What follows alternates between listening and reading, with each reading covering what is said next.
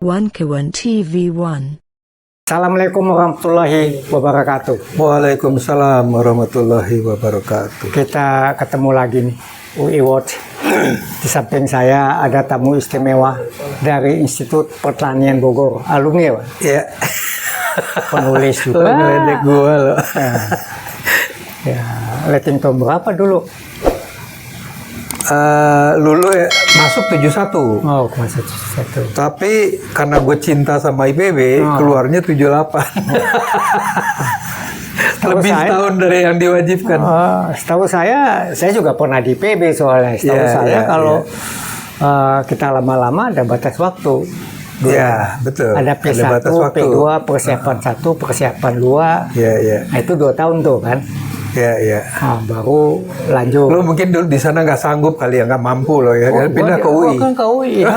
Di sana itu. UI lebih gampang maksud gue. Iya, jadi gini, di IPB itu Iya, iya. anunya itu apa ya? Kayak anekdot lah. Badan lu masuk bisa gede. Keluar kan kayak cacing.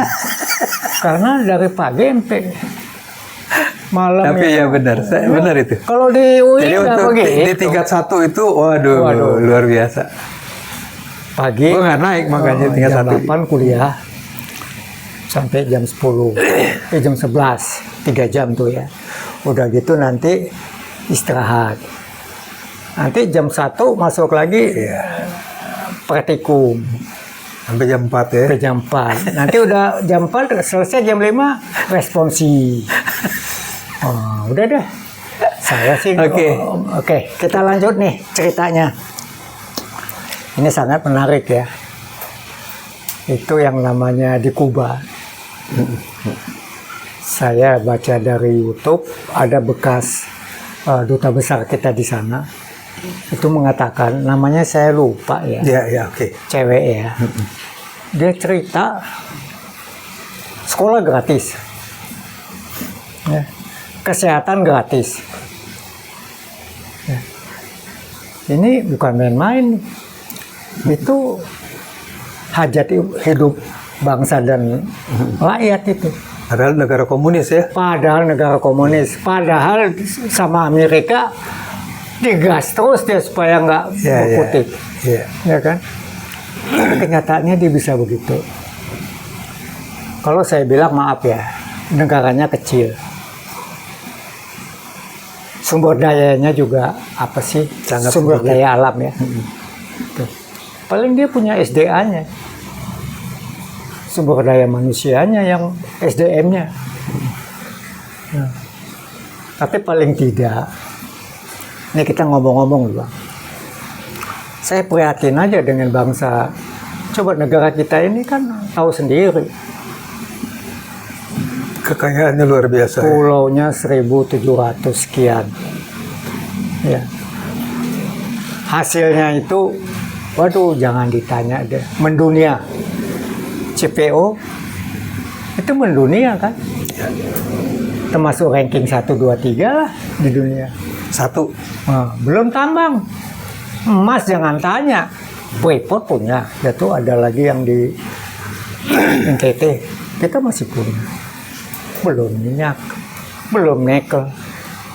Seharusnya kita ini ya. Kita ngomong gini karena berharap ya. Anak cucu kita itu jangan sampai kayak kita lah. Kita kan sekolah biaya sendiri dulu. Ya, hanya segelintir orang lah yang dapat fasilitas. Dapat beasiswa, itu kan terbatas. Ada dari pengusaha, ada dari pemerintah daerah. Ya. Nah, dulu saya kebetulan dapat dari pemerintah daerah juga, lumayan juga kan. Nah, jadi mungkin kita harus sampaikan, mau nggak mau, suka nggak suka, kita harus sampaikan ini kepada penguasa sekarang dah. Seharusnya bagaimana?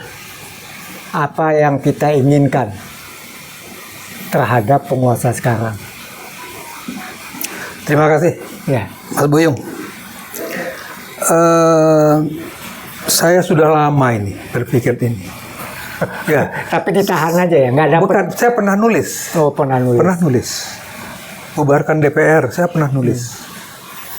dan saya sebarkan ke medsos dan grup WA. Dulu saya punya 160 grup WA, kan saya sebar semuanya ke sana. Nah, itu memang di negara kita ini boleh dikatakan seluruh pejabat yang ada sejak zaman SBY itu bandit semua. Tidak ada yang berpikir untuk kesejahteraan rakyatnya. Setiap presiden mengumpulkan duit untuk dirinya sendiri dan keluarganya. Coba lihat SBY, coba lihat Jokowi. Sekarang Prabowo, kita belum selesai ya, jadi masih berjalan ya.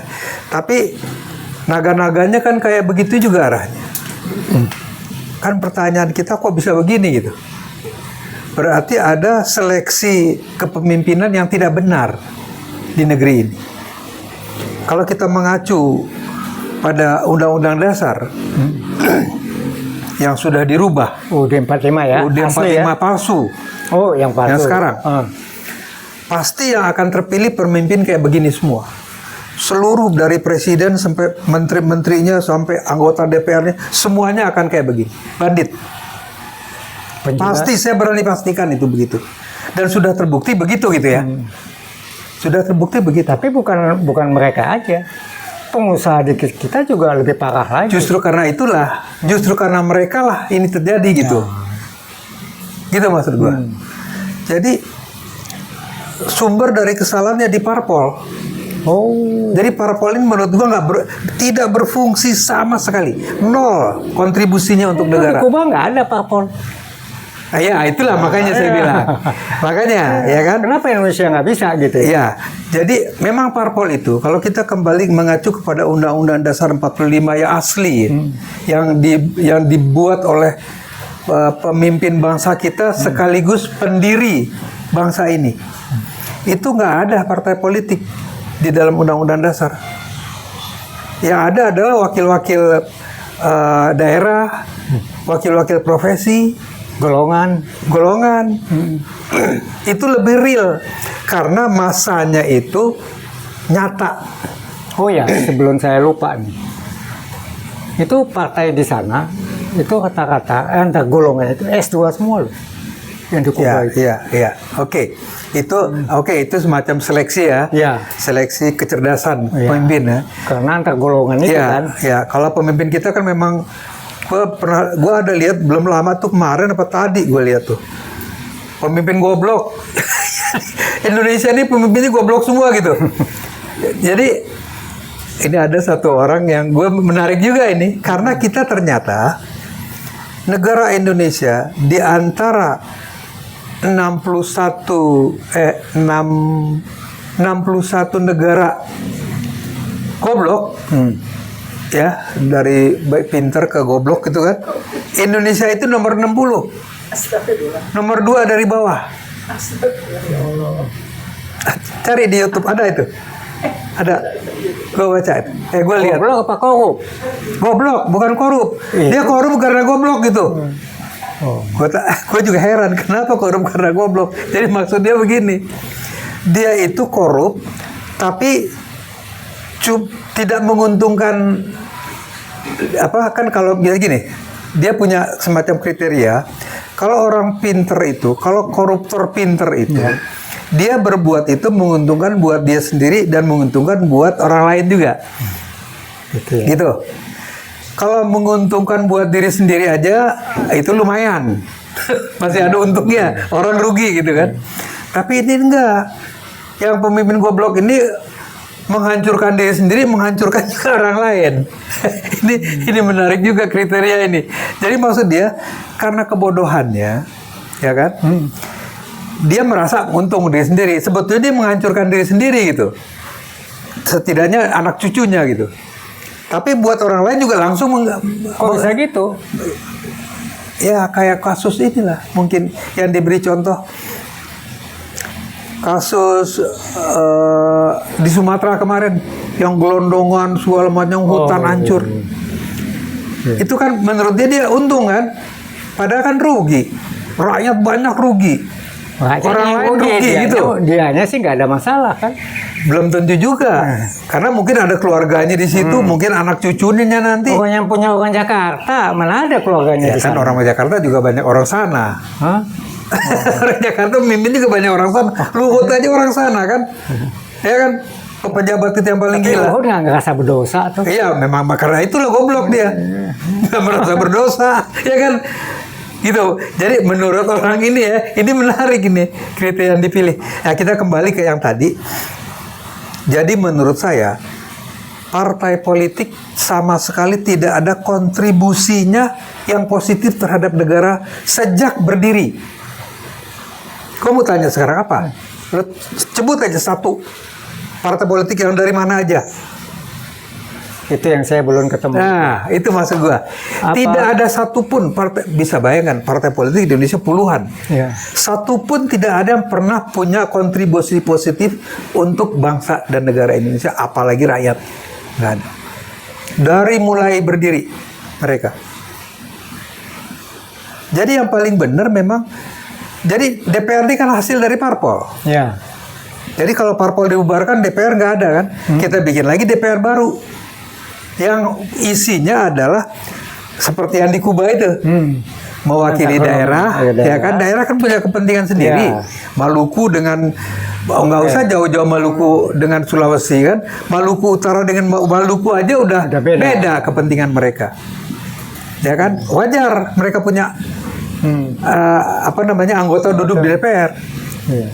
Terus kemudian ormas kayak Muhammadiyah, NU, Walubi, ya kan, terus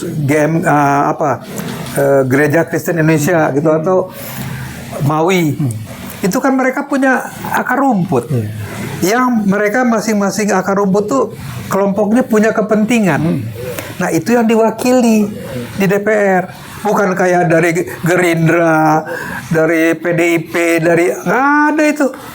Apa kepentingan mereka? Kepentingan mereka itu dimanfaatkan oleh ketua partainya untuk kepentingan keluarganya sendiri. Kan begitu yang terjadi di kita, iya. Jadi kalau menurut gue udah berapa tahun yang lalu tuh menulis gue bilang bubarkan partai itu, nggak ada gunanya. Tapi nggak ada yang baca tuh. Nggak tahu gue.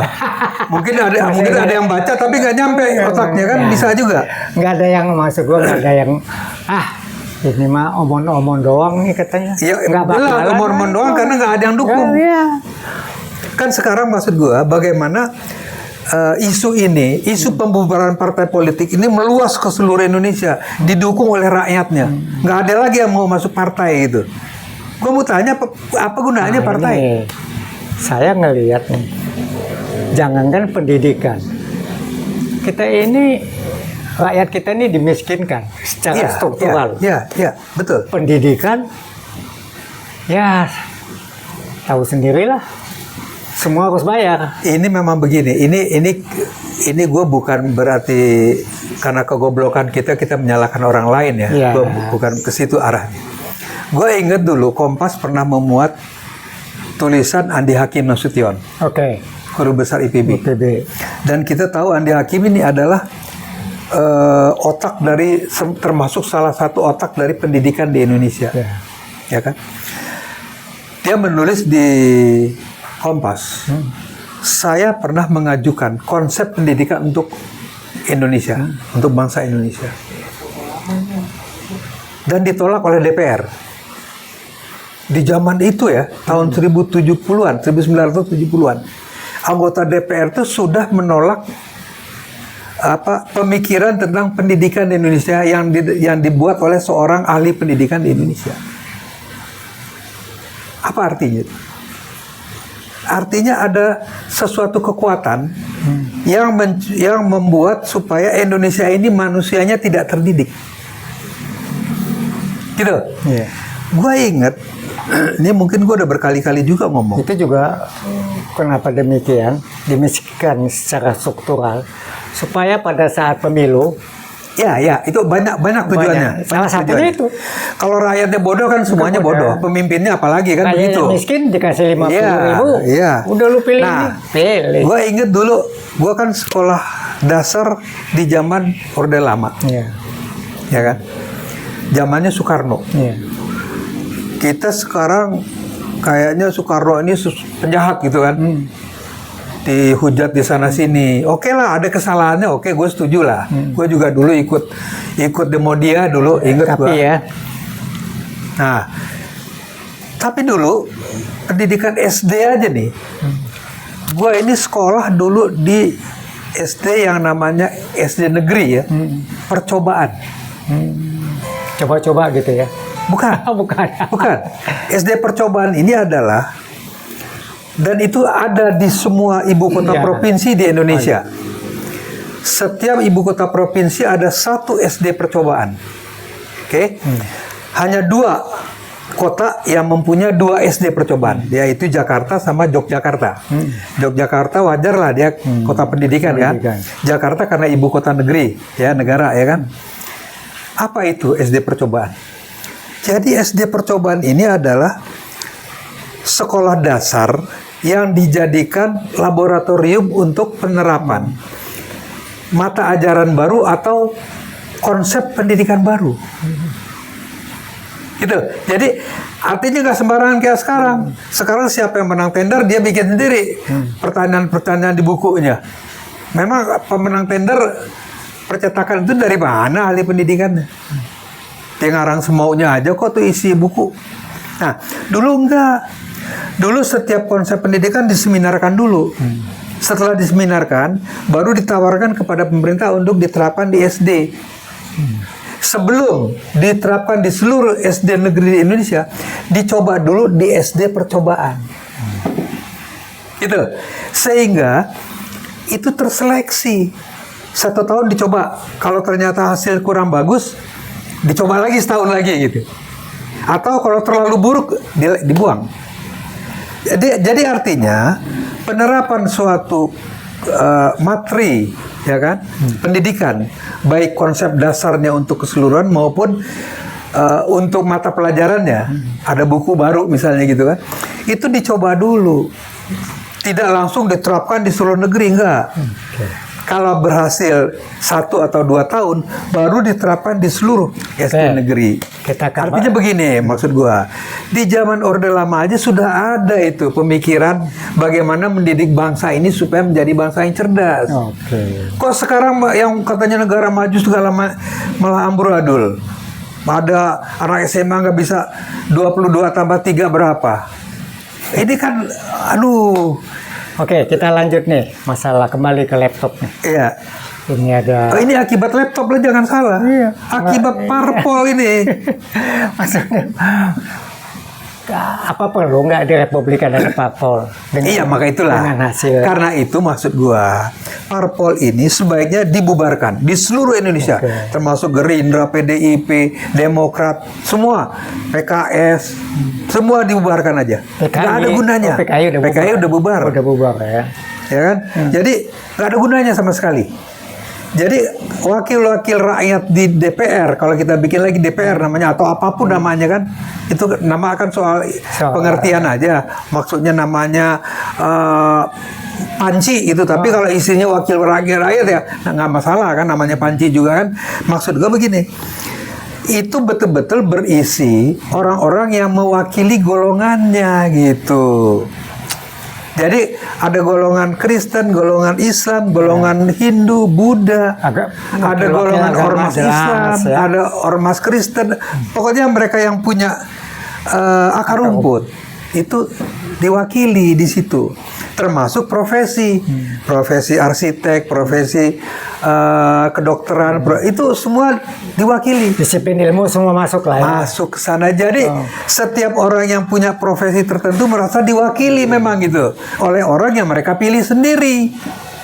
Nggak ada lagi itu taipan-taipan yang biayai orang untuk sekarang anggota DPR di kita ini apa sih tampak pinternya gitu ya.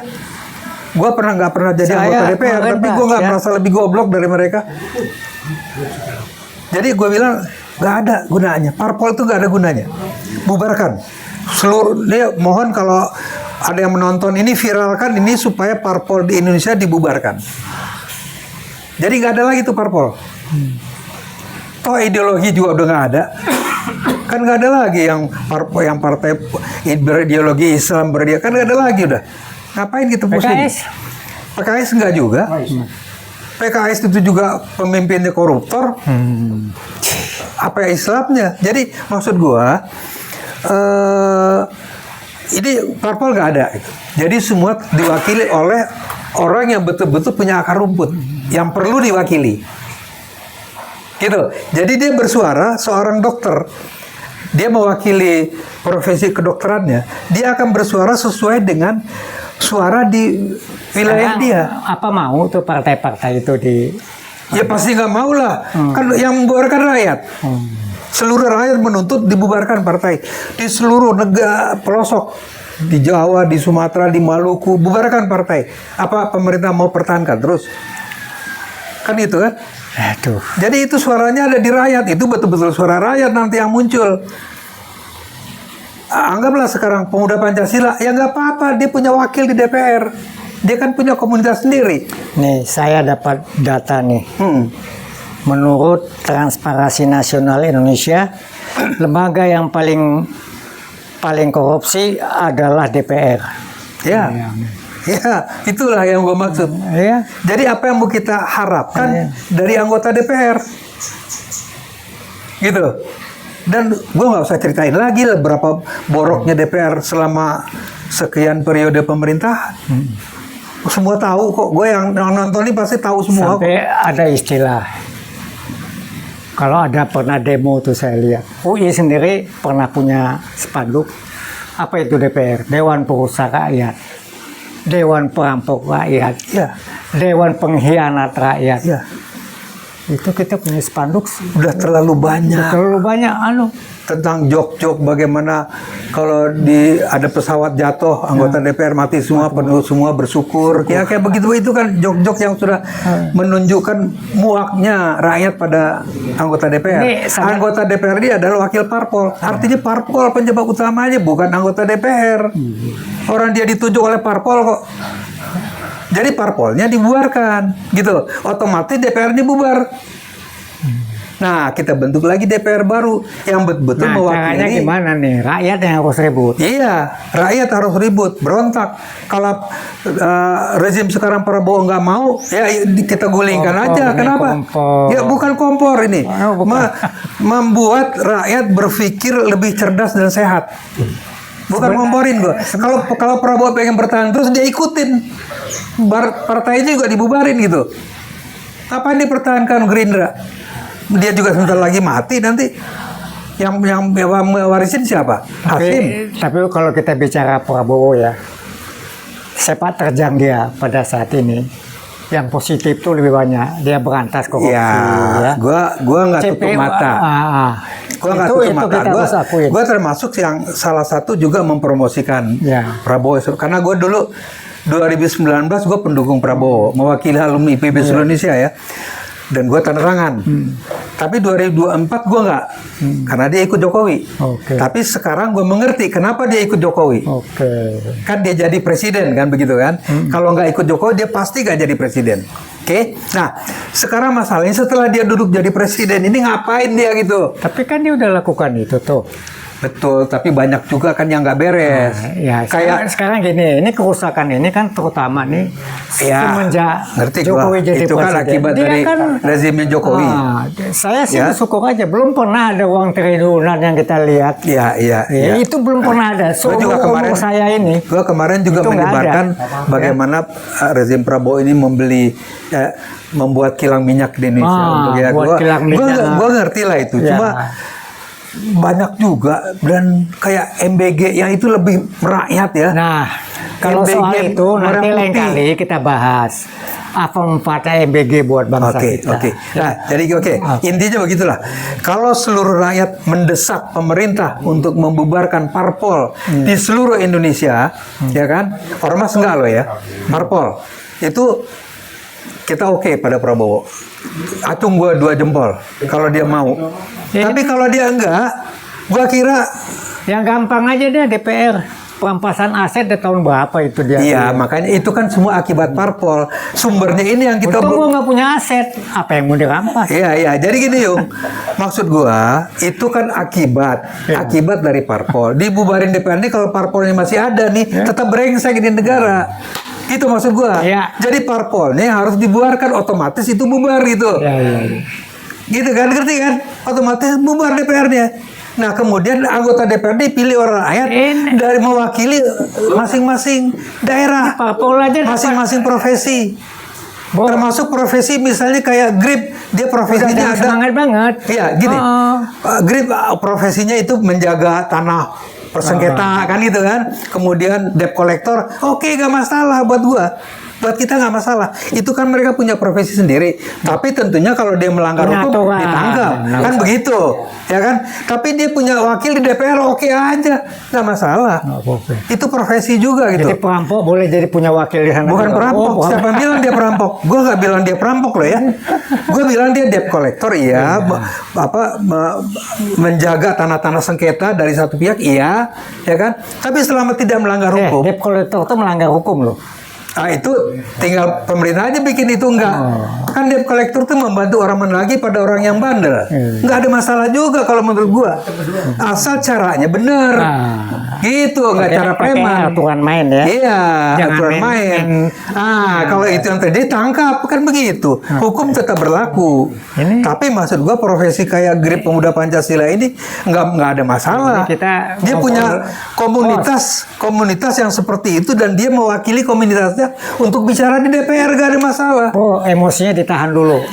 Masih ini udah gedek gitu apa? Udah. Ini gara-gara ini nih. Begini aja, udah lebih dari kita sambung lagi nanti. Oke. Jadi intinya begitu ya. Intinya itu kalau mau beres di negara, parpol dibubarkan, udah. Itu ya. Ya. Cuman caranya rakyat seluruh dipengaruhi. Jadi ini mohon seluruh rakyat nih edarkan ke seluruh Indonesia supaya rakyat sepakat parpol dibubarkan. Kenapa dibubarkan? Nanti kita bahas lagi. Ya, tadi udah gue bahas sebetulnya, tapi nanti kan kita ada sepintas. Ya, volume kedua ya. Nanti kita bahas lah. Parpol selama ini ngapain aja? Ya. Nggak bakal bisa jawab. Nggak bakal bisa jawab. Anggota DPR datang duduk, diam duit. Iya.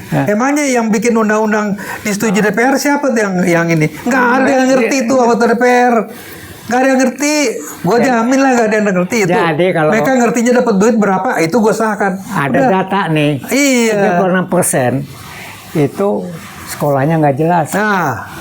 SMA aja tuh. Makanya ini kalau disebarkan ini, gue yakin semua akan lapor tuh. Iya, wakil gue tuh begini, masih begitu semua. Oke. Terima kasih. Sip. Waduh, ini ngomongnya jadi emosi banget. Iya haruslah. Ini zaman negara udah mau runtuh, kita masih diam-diam aja. Enggak, saya masih percaya sama Pak Prabowo. Belum runtuh. Kalau dibilang mau ya. Udah di jurang. Oke, terima kasih. Oke. Assalamualaikum warahmatullahi wabarakatuh.